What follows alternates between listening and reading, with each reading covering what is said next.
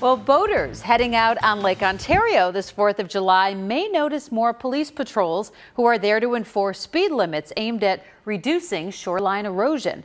But as our Dave McKinley tells us, they've not yet quite worked out which agencies will patrol which part of the lake. Dave? According to the Niagara County Sheriff's Department, at least that agency has not issued a lot of tickets thus far. For one reason, not the same reason they encountered during the Memorial Day weekend. There's still a lot of docks here that are flooded and thus not a lot of boats out on the water. The other reason they say is that for the most part, boaters have been mindful of the wake limitation.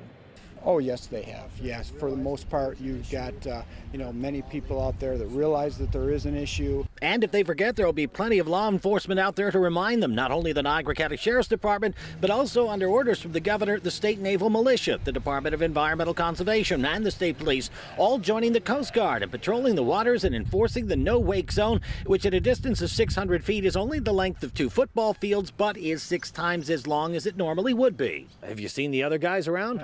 Not yet, no. We found them up in Olcott, several miles away from Wilson, where the sheriff's boat is, on a floating dock because its normal place here is flooded out like everywhere else.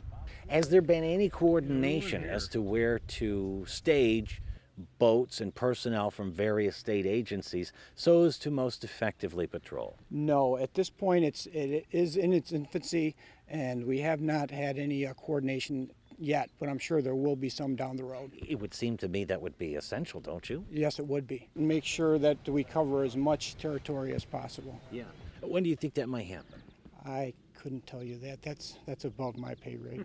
But they've got all summer to figure it out, as that's at least how long it's figured the water levels will stay high. I think the erosion caused by boats is minimal compared to what Mother Nature does when you have a northeast wind pounding the shores.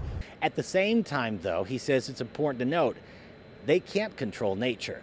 They can control this. And even if it makes a little bit of difference, that's what they'll continue to do. Reporting from Olcott, near Lake Ontario, Dave McKinley, Channel 2 News.